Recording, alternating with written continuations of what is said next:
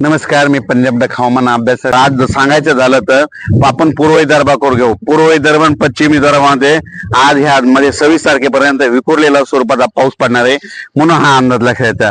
राज्यात एकंदरीत परिस्थिती बघायची तर मराठवाड्यात देखील 26 तारखेपर्यंत जोराचा पाऊस राहणार आहे. 3 दिवस विजेच्या कडकडासह पाऊस पडणार आहे, म्हणून हा अंदाज लक्षात घ्यायचा. राज्यात एकंदरीत परत आपण पश्चिम महाराष्ट्राकडे सांगू इच्छितो.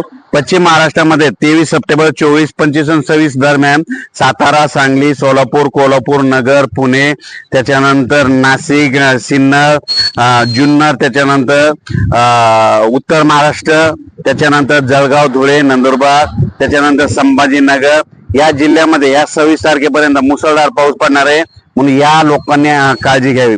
राज्यात सांगायचं झालं तर तुम्हाला एक सांगतो, या 26 तारखेपर्यंत काही भागामध्ये अतिवृष्टी होणार आहे.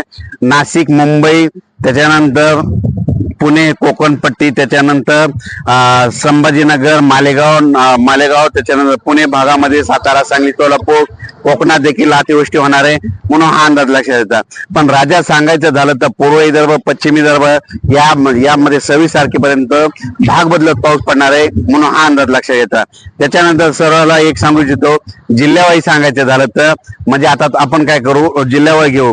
चंद्रपूर, वर्धा, नागपूर, भंडारा, गोंदिया, यवतमाळ, वाशिम, हिंगोली, नांदेड, परभणी, त्याच्यानंतर लातूर, बीड, उस्मानाबाद, त्याच्यानंतर सातारा, सांगली, कोल्हापूर, सोलापूर, त्याच्यानंतर जत, मिरज, वाळवा, त्याच्यानंतर तोच पाऊस तसाच परत इकडं पुण्याकडं, कोकणपट्टीकडं, मुंबईकडं, तसेच नाशिककडं, म्हणजे सगळं जवळपास राज्यातला बऱ्याच भागमध्ये ह्या 3 दिवसामध्ये दररोज भाग बदलत जोराचा पाऊस पडणार आहे, म्हणून हा अंदाज लक्षात येतात. त्याच्यानंतर परभणी जिल्हा, त्याच्यानंतर जालना जिल्हा, बीड जिल्हा ह्या 3 दिवसामध्ये चांगला जोराचा पाऊस पडणार आहे. त्याच्यानंतर संभाजीनगर मध्ये जोराचा पाऊस पडणार आहे, जळगाव जिल्ह्यात जोराचा पाऊस पडणार आहे, बुलढाणा जिल्ह्यात जोराचा पाऊस पडणार आहे, अकोला, वर्धा, नागपूर, भंडारा विखुरलेल्या स्वरूपाचा पाऊस पडणार आहे. पण सगळ्यात जास्त तुम्हाला एक सांगू इच्छितो, उत्तर महाराष्ट्रामध्ये नंदुरबार, धुळे, मालेगाव, नाशिक, सटाणा, मनमाड, त्याच्यानंतर नगर जिल्हा, संगमनेर, त्याच्यानंतर मुंबई, कोकणपट्टी,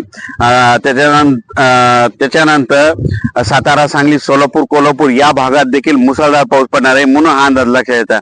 म्हणजे राज्यात आणखी सांगायचं झालं तर 23 तारखेपासून ते 26 तारखेपर्यंत जोराचा पाऊस राहणार आहे, विजेच्या कडकडासह पाऊस पडणार आहे.